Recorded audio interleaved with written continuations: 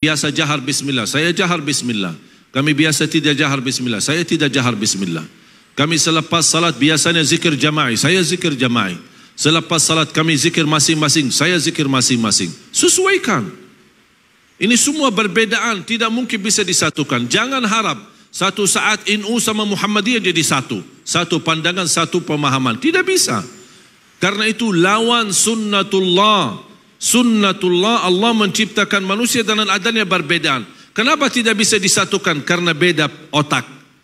Dan tidak bisa jadikan manusia satu otak, satu fikiran, satu pandangan. Contoh sederhana, Imam Syafi'i belajar agama sama siapa? Muridnya siapa? Imam Maliki. Imam Maliki gurunya, tapi kok bikin mazhab sendiri? Tak pernah Imam Maliki protes. Kok selama belajar sama saya terus bikin mazhab sendiri, enak-enak sih? Tak pernah protes. Tidak pernah Imam Maliki berkata Imam Syafi'i sesat. Beda pandangan. Bahkan Imam Syafi'i sendiri punya dua pandangan, dua mazhab. Saya pernah baca satu buku, sangat bagus. Sayang sekali belum ada bahasa Indonesia. Al-Imam Syafi'i wa madhabuhu al-qadim wa madhabuhu al-jadid. Imam Syafi'i dengan mazhab yang lama dan mazhab yang baru. Kok Imam Syafi'i punya dua mazhab? Ketika saya baca judulnya, kok Imam Syafi'i tak konsisten?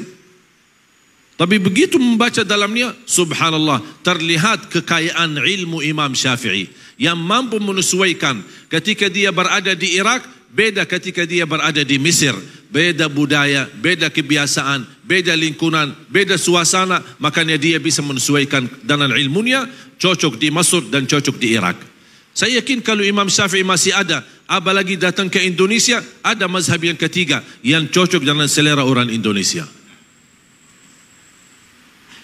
Dan perbedaan itu bukan berarti Islam, memang Islam satu, Quran satu, Nabi Muhammad satu.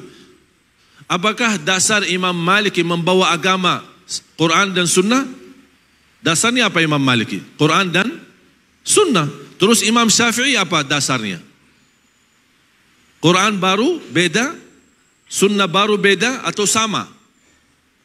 Tapi kalau memang sama-sama membawa Quran, sama-sama bawa hadis, kenapa ada perbedaan? Bukan beda sumber agama, tetapi berbeda memahami isi Al-Quran. Yang terjadi beda pemahaman, bukan beda sumber agama. Mereka tahu semua kembali kepada sunnah, semua kembali kepada hadis, semua kembali kepada Al-Quran. Tapi memahami isi Al-Quran dan memahami makna hadis. Jangankan berbeda antara Imam Malik dan Imam Syafi'i, antara sahabat yang guru mereka adalah Nabi Muhammad sallallahu alaihi wasallam, yang mereka ahli bahasa Arab murni, yang memahami bahasa Arab, yang memahami isi Al-Quran, tidak perlu dijelaskan. Tetapi banyak hal terjadi berbeda pemahaman di antara sahabat, sedangkan Rasulullah SAW membawa satu perintah. Kisah yang masyhur, hadis yang masyhur, hadis kisah Yahud Bani Quraidah. Ketika Rasulullah SAW memerintahkan mereka, kalian salat asar di Bani Quraidah. Mereka salat zuhur sama Rasul, kemudian berjalan menuju menjalani tugas ke kampung Bani Quraidah. Apa perintah Rasul? Jangan kalian salat asar kecuali di Bani Quraidah. Kalian salat asar di kampung Bani Quraidah. Rombongan sahabat jalan, di tengah perjalanan masuk waktu asar. Tolong perhatikan kisah ini. Di waktu perjalanan masuk waktu asar, muncullah dua pemahaman.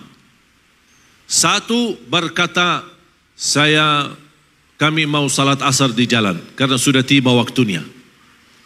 Golongan B berkata, mohon maaf, kami diperintahkan Rasulullah salat asar di kampung Bani Quraidah. Beda pemahaman. Mereka berdebat untuk saling menjelaskan.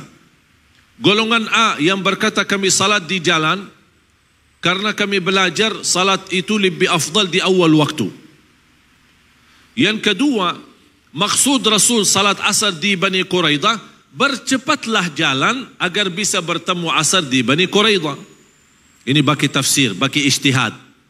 Sahabat golongan B, mohon maaf, kami tidak mau bagi ijtihad, tidak mau bagi ta'wil, tidak mau bagi tafsir. Perintah jelas, salat asar di Bani Quraidah. Sami'na wa ata'na. Sudah selesai. Ini ijtihad, ini tidak mau bagi ijtihad. Ini bagi ta'wil, ini tidak mau bagi ta'wil. Sampai ke salat asar sebagian, sisanya salat asar di Bani Quraidah. Ketika mereka sampai ke Bani Quraidah, sudah tiba waktu maghrib, sedangkan mereka belum salat asar. Salat asar qada, kemudian salat maghrib. Terjadi masalah, perbedaan. Mereka kembali kepada Madinah dan bertemu Rasul. Ya Rasulullah, terjadi silsilah perbedaan di antara kami. Ada yang salat di jalan, ada yang salat di kampung Bani Quraidah. Padahal sudah masuk waktu maghrib. Yang benar yang mana ya Rasulullah? Rasul menjawab, dua-duanya benar. Dua-duanya benar. Semua berdakwah di Indonesia, InsyaAllah saya yakin semuanya niat baik untuk Indonesia.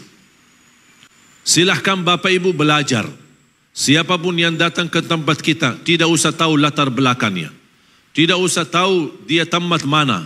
Saya tidak peduli tamatan mana. Mau dia tamatan Madinah, mau dia tamatan Makkah, mau dia tamatan Mesir, mau dia tamatan Maroke, dia mau tamatan Sudan, mau dia tamatan Hadramaut, Darul Mustafa, atau dunia tamatan Al-Ahqaf, atau apa saja. Saya tidak peduli. Saya peduli isinya saya dengar. Manfaat saya ambil, tidak bermanfaat saya buang. Dan tetap guru itu kita hormati. Dan justru semakin belajar dalam perbedaan, man kathura ilmuhu qalla inkaruhu. Semakin banyak ilmu kita akan berkurang mengingkari perbedaan. Yang membuat kita tidak menerima perbedaan karena kita tidak belajar. Kita hanya belajar satu pihak, membenarkan diri, merasa diri benar, yang lain sesat. Nah, ini bahaya.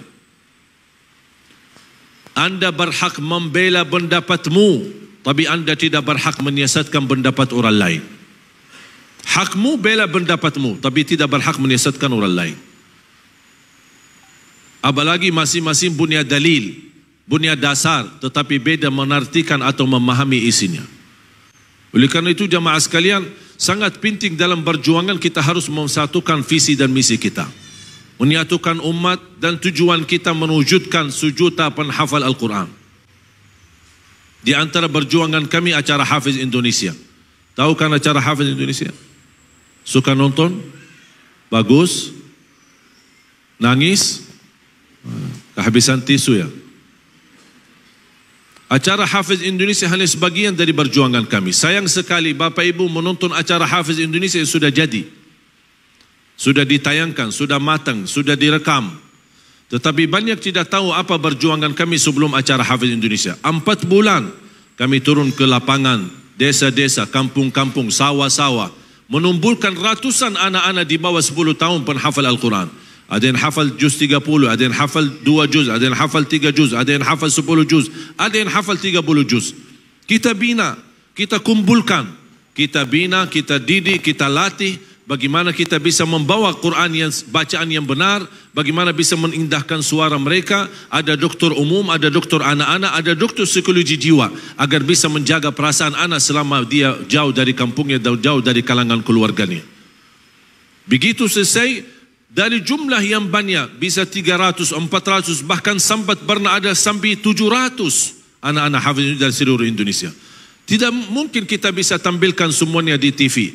Makanya kami kelola dan kami bina dan memilih yang terbaik. Ketika terpilih yang terbaik 20 orang, kita bawa ke Jakarta. Karantina selama 2 bulan. Latih mereka bagaimana bangun tahajud.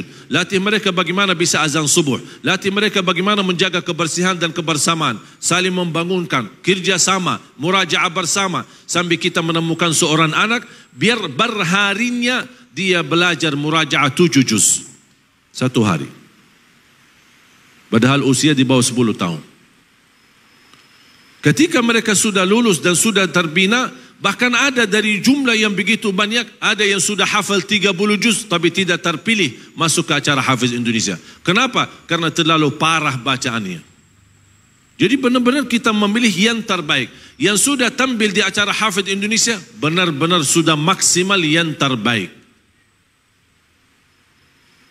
Makanya kita melihat alhamdulillah anak-anak Hafiz Indonesia bisa membanggakan kita bukan hanya di Indonesia, bahkan sampai ke luar negeri. Dan selama perjuangan itu tidak ada yang mensponsori kita. Kapan muncul sponsor? Ketika sudah matang programnya, sudah mulai masuk ke TV-nya, baru hari pertama atau hari kedua datang sponsor mencari keuntungan. Makanya jamaah sekalian, berjuang kita masih panjang. Alhamdulillah saya melihat bangkitnya Al-Quran di Indonesia itu sangat luar biasa. Dalam 3 tahun belakangan ini saya sendiri meresmikan lebih dari 100 dan rumah tahfiz di seluruh Indonesia. Dan ini menunjukkan apa? Menunjukkan begitu luar biasa perhatian Al-Quran dari masyarakat Indonesia. Sedangkan di negeri Arab sekarang justru menghadapi tantangan dan ujian yang amat besar. Kita masih diberikan luang, masih diberikan kesempatan, berkembangan Al-Quran di mana-mana, rumah tahfiz di mana-mana, dan banyak muncullah anak-anak muda yang alhamdulillah semangat untuk mempelajari Al-Quran dengan cara yang benar. Bukan hanya ingin menghafal, tapi ingin membaca juga sama dengan bacaan Nabi Muhammad SAW dan meraih ilmu sanad, ijazah sanad untuk bisa bersambung kepada Rasulullah SAW dengan bacaan yang benar. Ini menjadi rubah nikmat yang sangat luar biasa bagi kita. Manfaatkan kebangkitan Al-Quran di tengah kita. Saya senang ketika melihat masyarakat jutaan umat yang datang kemarin ke Monas 411 dan 212. Buat apa mereka datang? Karena girahnya, semangatnya untuk membela Al-Quran. Tapi yang saya tidak suka, jangan kita membela Al-Quran hanya sesaat. 212 terus habis itu bobar. Mana ahlul Quran? Mana para pencinta Al-Quran? Sebagian besar yang kita kenal di saat itu, saya sendiri bertemu dengan seorang pemuda yang tubuhnya semua bertatut dari kepalanya sampai kakinya. Tapi dia datang di lapangan untuk membela Al-Quran. Dia berkata sama saya, demi Allah saya tidak pernah salat. Tapi saya tidak terima kehinaan Al-Quran. Ini sangat luar biasa, berkesan kepada saya. Dan tapi saya harap, jangan kita menunggu ada orang menghina Al-Quran, baru kita bangkit. Seharusnya kita selalu bangkit, selalu bersama Al-Quran, setiap waktu dan setiap saat. Paling tidak, kalau tidak bisa baca Al-Quran pagi, siang, sore, malam, paling tidak kita mulai hari kita dengan baca Al-Quran, tutupi hari kita dengan baca Al-Quran. Begitu bangun, baca Quran. Mau tidur, baca Quran. Sama seperti Nabi Muhammad SAW. Ketika bangun tidur, 10 ayat daripada surah Ali Imran, Rasulullah SAW baca. Inna fi khalqis samawati wal ard wa ikhtilafil laili wan nahar la ayatin li ulil albab.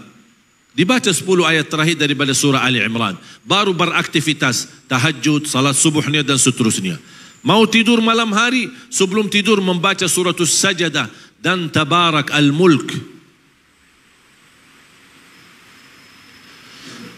Itu bagi orang yang tidak berkesempatan baca, itulah manfaatnya kesempatan untuk kita baca. Paling tidak mulai harimu baca Quran, tutupi harimu dengan baca Al-Quran. Saya heran kalau melihat banyak waktu yang kosong tapi tidak dimanfaatkan untuk belajar Al-Quran.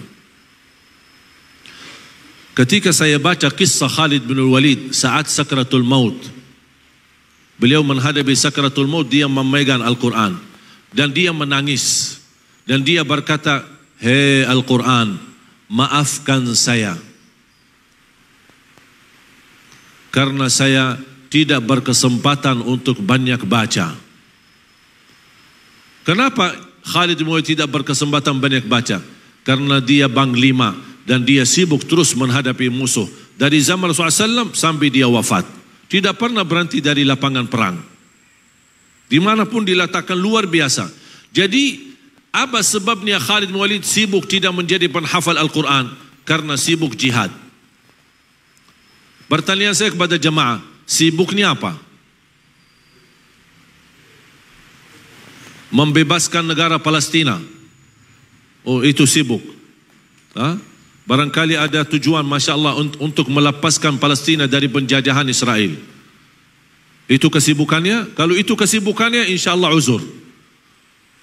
Tapi kalau kesibukannya urusan nafkah, urusan kerja, urusan hutang, urusan rumah, itu bukan namanya kesibukan, itu kewajiban. Makanya kadang-kadang aku heran kalau melihat aktivitas kita terlalu banyak waktu yang kosong tapi tidak dimanfaatkan. Sedangkan mau khatam Al-Quran sebenarnya tidak perlu waktu banyak. apalagi bagi orang yang lancar. Saya ingat di masa sekolah, waktu kita di Madinah, karena saya lahir besar di Madinah. Ingat waktu sekolah SMP, SMA, libur kita panjang di Madinah. Sampai 4 bulan libur sekolah. 1 Ramadan sampai 1 Muharram. Jadi semua bulan ibadah libur. Ramadan, Syawal, Zulqaidah, Zulhijjah. Sekarang di Arab libur sekolah. Dari mulai Ramadan sampai nanti habis haji. Apa yang kita lakukan di libur habis ujian nasional? Kita sepakat bersama teman-teman bertemu di Masjid Nabawi. Khususnya di bulan suci Ramadan. Apa aktivitas kita? Sebanyak-banyaknya mengkhatam Al-Quran.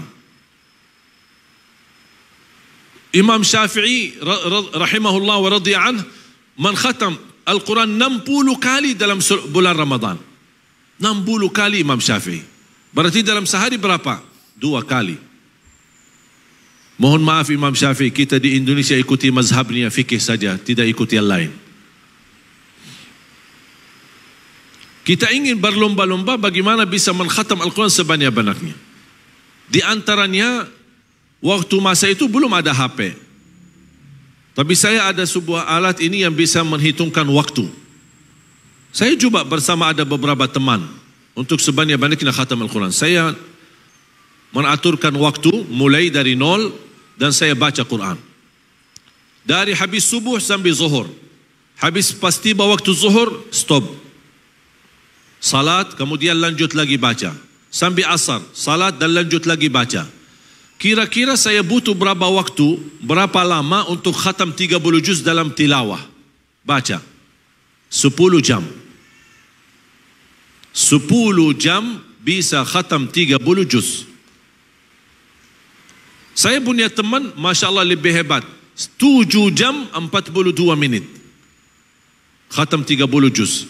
Dalam bacaan yang lancar tapi sempurna tajwidnya. Ini bisa dalam 10 jam khatam Al-Quran. Masa dalam 1 bulan tidak bisa khatam Al-Quran? Saya tidak minta Bapak Ibu 60 kali khatam Al-Quran. Saya tidak minta 10 jam khatam Al-Quran. Saya tidak minta 2 kali berhari khatam Al-Quran. Saya minta 1 hari 1 juz. 30 hari 30 juz. Dan itu pun cara bagi orang yang paling malas. Paling malas itu standarnya. Kalau sudah lewat 1 bulan belum mampu khatam Al-Quran, inna lillahi wa inna ilaihi raji'un. Sudah saya doakan saja, tidak bisa yang lain. Dan sangat mudah untuk kita khatam. Saya akan kasih metode. Mau enggak? Tapi semangat khatam ya. Membaca Al-Quran sampai khatam walaupun tidak memahami isinya boleh. Sekali lagi, membaca Al-Quran sampai khatam tapi tidak mengerti sama sekali isinya boleh. Kenapa? Karena ingin meraih setiap 1 huruf 10 kebaikan. Meraih 1 huruf 10 kebaikan tidak harus faham. Menhayati, memahami isinya, apalagi menamalkan, itu lagi tinggi pahalanya dan besar karunia dari Allah SWT. Berarti baca walaupun tidak faham isinya, tetap dapat setiap 1 huruf 10 kebaikan. 1 hari 1 juz, 30 hari 30 juz. Cocok? Siap? Bisa? 1 hari 1 juz, 30 hari 30 juz. Saya nasihati, kalau lagi baca Quran, jangan suka lihat halaman belakang. Ini yang membuat kita malas. 600 sekian, kapan habisnya? Yang difikirkan kapan habisnya. Mulai aja belum? Tidak usah fikirkan kapan habisnya. Fikir aja, mulai saja. Sejauh apapun berjarak, sejauh apapun perjalanan, kalau kita berlangkah pasti akan sampai. Sedekat apapun kalau tidak berlangkah tidak akan sampai. Baca. Siap? Mau lebih mudah lagi? Mau enggak lebih mudah? Memang orang Indonesia suka yang mudah. Saya sudah 11 tahun di Indonesia. Ini masuk ke tahun 11. Saya sudah hafal prinsip orang Indonesia. Orang Indonesia dah suka ribet-ribet. Orang Indonesia suka yang mudah. Mudah diingat, mudah dihafal, mudah diamalkan dan masuk surga. Mudah. Dah mau yang ribet-ribet. Amalan pun mau yang mudah, yang ingat, yang enak, mudah diingat, mudah dihafal, mudah diamalkan, masuk surga. Betul? Makanya saya buat metode mudah untuk khatam Al-Quran. Setiap waktu salat baca 4 halaman. Setiap waktu salat baca 4 halaman. Kalau Quran Madinah sama cetak, sekarang sudah di Indonesia sudah banyak model seperti model Madinah. Kalau setiap 1 juz 20 halaman sudah disusun seperti itu. Setiap salat 4 halaman kali 5 waktu berapa? 20 halaman sudah tamat 1 juz. Kira-kira cocok? Hah? Siap? Dah usah 1 kali sekaligus ya. Jangan habis dengar ceramah, imannya lagi naik, semangat, pulang baca 1 juz, 2 juz, 3 juz, habis itu 1 tahun dah baca-baca. Jangan begitu, atur semangatnya. Boleh semangat tapi jangan terlalu semangat. Atur semangatnya, tetap kontrol.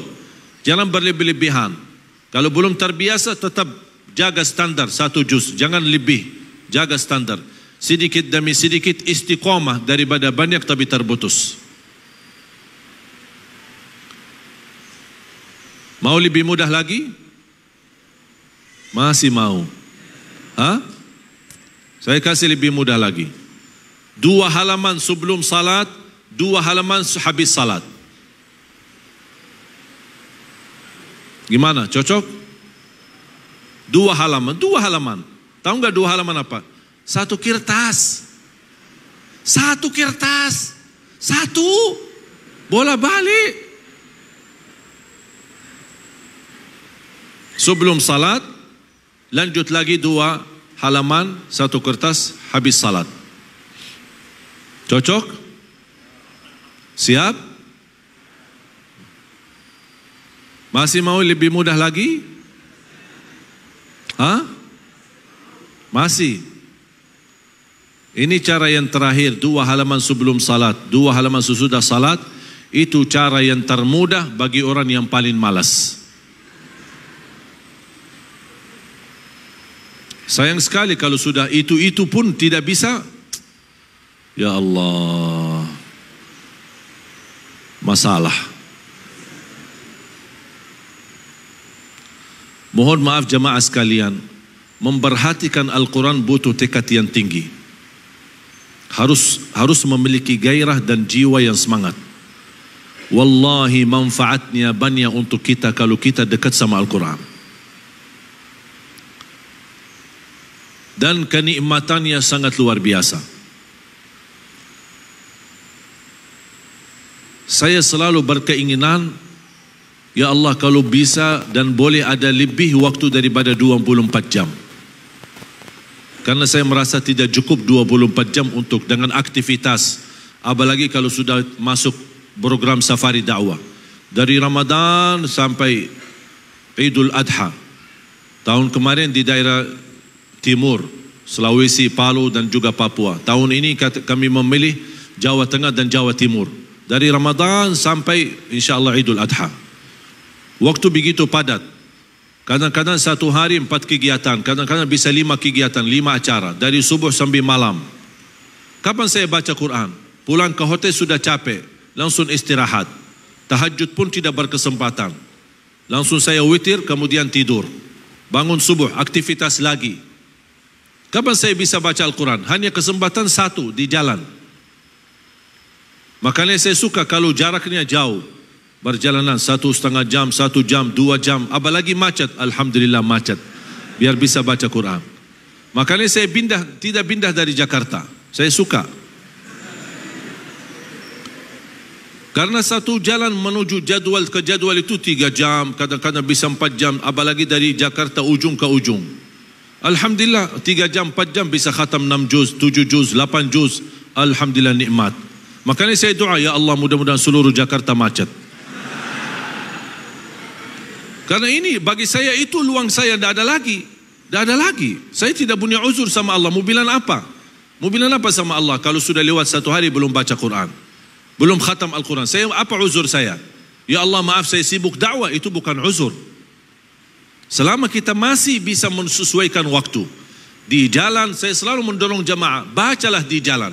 Saya punya salah satu murid dalam kurang lebih 3 tahun dia bisa hafal Al-Quran. Dari mana? Saya tunjukkan karena dia sering sebagai tukang kojek dan dia sering pakai motor. Saya bilang setiap lampu merah kamu berhenti baca Quran. 3 tahun hafal gara-gara berkat lampu merah. Sampai dia berkeinginan mudah-mudahan lampu merah berlama-lama. Nikmati, manfaatkan setiap satu titik kesempatan, manfaatkan bersama Al-Quran. Kalau tidak sempat malam hari, tidak sempat subuh hari, sempatkan di jalan. Yang bawa mobil baca ketika lagi berhenti, lagi stop, lagi lampu merah, lagi macet, manfaatkan walaupun 1 halaman, walaupun 1 ayat. Saya belajar dari guru saya, setiap masuk masjid buka Al-Quran, baca walaupun 1 ayat. Saya dalam berjalan kemana-mana, kalau mampir ke masjid saya masuk masjid, buka Al-Quran. Masuk ke musalla cari Al-Quran, buka Al-Quran walaupun baca 1 ayat. Kata guru saya tanya kenapa? Kata beliau supaya memperbanyak saksi Al-Quran di bumi. Jadi di mana-mana kita punya saksi Al-Quran. Makanya saya selalu mendorong jamaah-jamaah sekalian. Saya harap kalau orang tua yang merasa dirinya gagal menjadi penghafal Al-Quran, jangan gagalkan anakmu penghafal Al-Quran. Kalau itu pun tidak berhasil, jangan tidak ada sesuatu dalam perjuanganmu yang menjadi saksi baik. Walaupun dari segi hartamu, wakafmu, zakatmu, sedekahmu. Supaya kita datang di hari kiamat. Mohon maaf ya Allah, saya belum bisa penghafal Al-Quran. Anak saya belum bisa menghafal Al-Quran, tapi hartaku, sedekahku menjadi saksi baik untuk mendorong Al-Quran, menolong Al-Quran, membina para penghafal Al-Quran. Mudah-mudahan lewat saksi harta kita, zakat kita, sedekah kita menjadi saksi baik dan mendapat syafaatnya Al-Quran. Semua kita punya kewajiban untuk terlibat. Makanya selalu dalam kesempatan safari dakwah kami mengikatkan dan melipatkan semua jamaah. Ayo mari kita bersama-sama. Karena saya meyakini dan merasa Al-Quran itu bukan milik Ali Jabir atau keluarga Ali Jabir, tapi Al-Quran milik kita bersama. Makanya kita harus terus memperjuangkan. Ada yang mampu dengan tenaganya, dengan fisiknya, dengan otaknya, dengan ilmunya, dengan kelebihannya. Ada yang mampu dari segi hartanya, dari segi wakafnya, dari segi apa saja, silahkan. Jangan tidak ada perjuangan sama sekali. Ada yang tidak mampu sama sekali, insya Allah masih bisa mampu dengan doa. Dia mendoakan agar bisa terwujud. Dan selalu doa saya, ya Allah mohon jangan cabut nyawa saya sampai terwujud 1 juta penghafal Al-Quran sesuai bacaan Nabi Muhammad sallallahu alaihi wasallam, ijazah dan sanad. Karena selalu saya meyakini kalau Makkah dan Madinah sumber kedatangan Islam, insya Allah Indonesia pusatnya bangkitnya Islam untuk dunia. Makanya saya alhamdulillah dalam program Al-Quran tidak pernah merasa lelah dan capek. Termasuk tim kadang-kadang mempertanyakan kepada saya bagaimana jadwal. Kami merasa kekhawatiran terlalu padat, nanti kasihan Syekh capek. Saya selalu menjawab, kalau bersama Al-Quran tidak ada capek, justru nikmat. Tidak boleh kita kenal lelah karena bersama Al-Quran. Allah telah menjanjikan dalam suratul Waqi'ah ayat 77, innahu laqur'anun karim, sungguh Al-Quran itu mulia dan memberikan kemuliaan. Sayang sekali kalau terjemahan bahasa Indonesia belum begitu sempurna untuk memaknai ayat-ayat Al-Quran. Dan belum ada bahasa yang sempurna yang bisa menartikan Al-Quran selain bahasa Arab. Kalau bahasa Indonesia silahkan buka terjemahan bahasa Indonesia atau di HP, di aplikasi. Innahu laqur'anun karim. Artinya sesungguhnya Al-Quran itu sangat mulia. Atau sesungguhnya bacaan ayat Al-Quran sangat mulia. Ini makna yang belum cukup, belum sempurna. Tapi makna yang sempurna, innahu laqur'anun karim. Sungguh Al-Quran sangat mulia dan memberikan kemuliaan. Banyak kemuliaan yang kita dapat. Setiap satu huruf 10 kebaikan. Kita hanya berkenan berteman sama Al-Quran di dunia.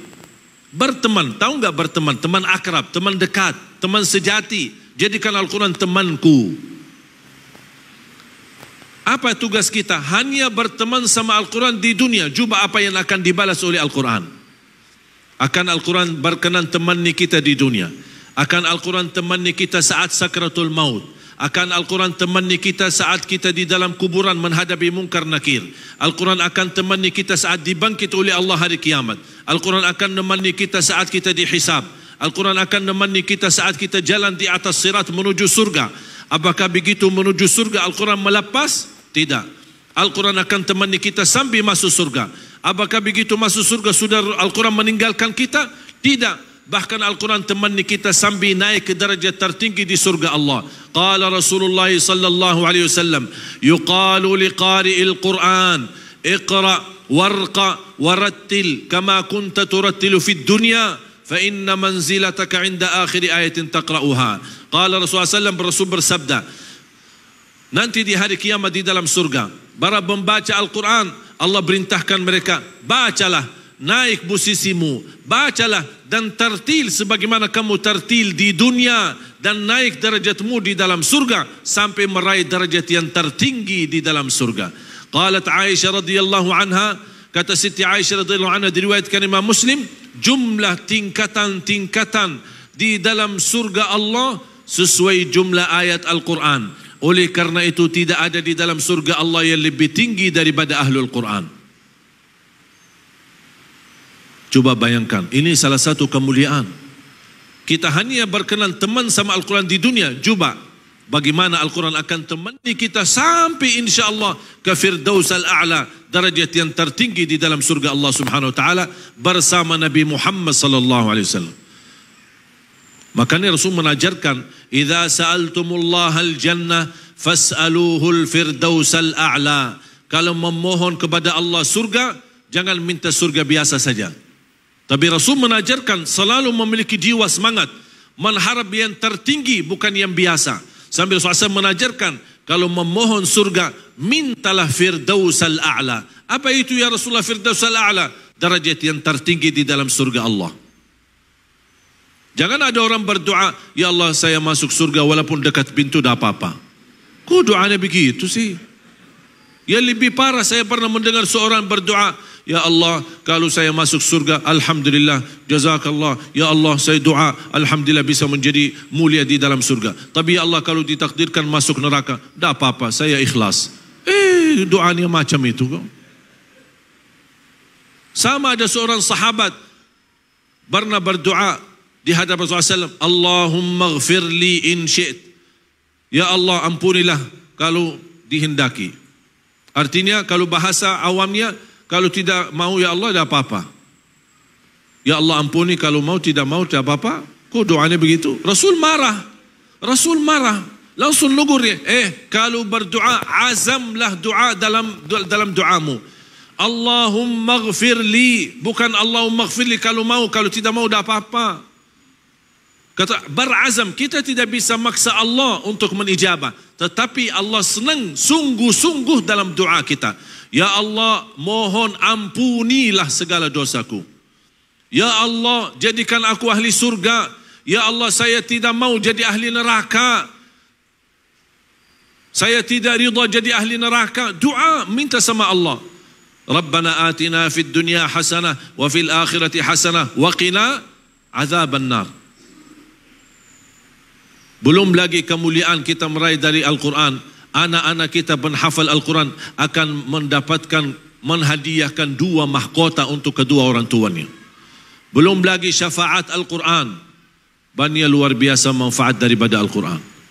Al-Quran bertunjuk. Al-Quran obat, menyembuhkan segala penyakit. Al-Quran berkah. Satu ayat saja dalam Al-Quran bisa menjaminkan kita masuk surga. Rasulullah sallallahu alaihi wasallam bersabda, "Man qara'a ayatal kursi dubura kulli salatin laisa bainahu wa bainal jannati illa an yamut." Barang siapa yang membaca ayat Al-Kursi setiap habis salat, tidak ada yang mampu menghalanginya untuk jamin masuk surga. Tidak ada yang mampu menghalanginya untuk menjaminkan masuk surga. Satu ayat, ayat Al-Kursi jaminan masuk surga. Ini baru satu ayat. Kira-kira gimana suratul Baqarah seluruhnya? Gimana 30 juz? Rasulullah sallallahu alaihi wasallam bersabda, "Alaikum bi suratil Baqarah fa inna akhdhaha barakah wa tarkuha hasrah wa la tastati'uha al-batala." Ambillah suratul Baqarah. Bacalah secara rutin suratul Baqarah. Barang siapa yang membawa suratul Baqarah, dia akan membawa keberkahan. Siapa yang tidak mau berkah hidupnya, berkah hartanya, berkah rizkinya, berkah keluarganya, berkah keturunannya, berkah usahanya, berkah kesehatannya, berkah umurnya, bahkan berkah ibadahnya. Berkahnya dengan baca suratul Baqarah rutin. Saya punya ibu, subhanallah, rutin setiap hari khatam suratul Baqarah. Setiap hari. Biarpun baca yang lain, tilawah-tilawah yang lain, tapi tetap sebelum melanjutkan tilawahnya, dia baca Al-Baqarah sambil khatam, baru lanjut bacaan yang lain. Karena keberkahan suratul Baqarah itu luar biasa. Al-baitul ladzi tuqra'u fihi suratul Baqarah yafirru syaitanu minh. Rumah yang di dalamnya dibacakan suratul Baqarah, syaitan bakal lari, kabur. Karena syaitan tidak bisa bertahan di dalam rumah yang dibacakan dalamnya suratul Baqarah. Kalau syaitan tidak ada, berarti menggantinya malaika. Kalau bapak ibu sering merasa tidak nyaman di rumah, sering anak kita bawel dan tidak bisa mentaati, sering terjadi ributan antara suami istri, ingat, di rumahmu banyak syaitan. Bagaimana supaya diusir syaitan dari rumah kita? Baca Al-Baqarah dalam rumahmu. Tidak mampu satu kaligus, tidak apa-apa. Baca sekarang sebentar, nanti lanjut lagi sedikit, lanjut lagi.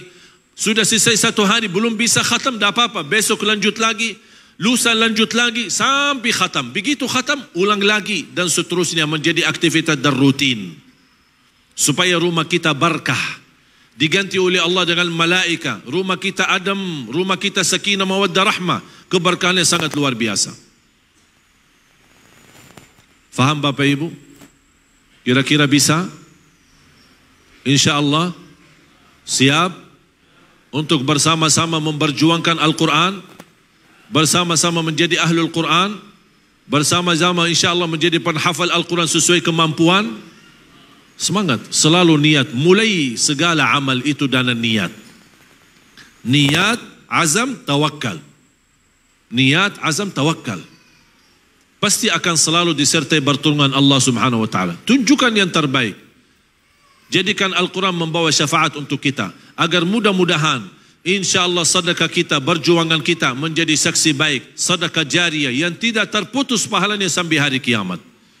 Dan mudah-mudahan dengan perjuangan kita, wakaf kita, harta kita, zakat kita, sedekah kita, mudah-mudahan mampu membawa kita nanti di hari kiamat bergabung bersama ahlul Quran yang akan dibawa mereka dekat sama Allah subhanahu wa ta'ala.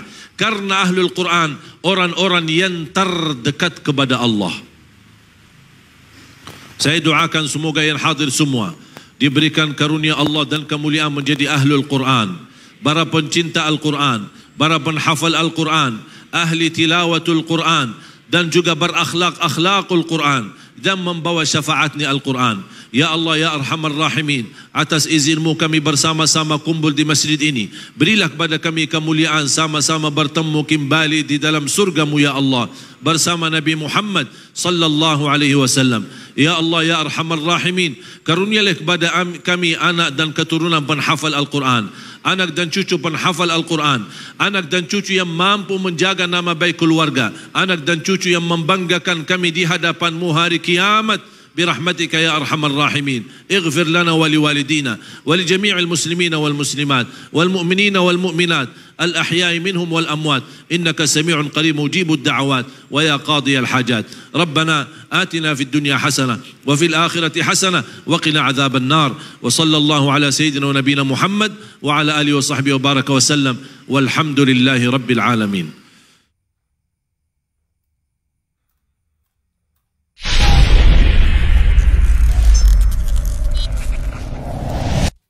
Silahkan Bapak Ibu belajar. Siapapun yang datang ke tempat kita, tidak usah tahu latar belakangnya. Tidak usah tahu dia tamat mana.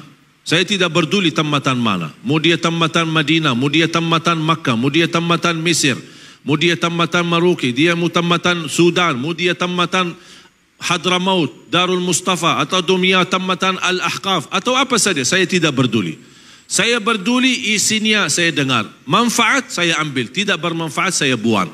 Dan tetap guru itu kita hormati. Yang membuat kita tidak menerima perbedaan karena kita tidak belajar. Kita hanya belajar satu pihak, membenarkan diri, merasa diri benar, yang lain sesat. Nah, ini bahaya. Anda berhak membela pendapatmu, tapi Anda tidak berhak menyiasatkan pendapat orang lain. Apalagi masing-masing punya dalil, punya dasar, tetapi beda menartikan atau memahami isinya. Sangat penting dalam perjuangan kita harus mensatukan visi dan misi kita.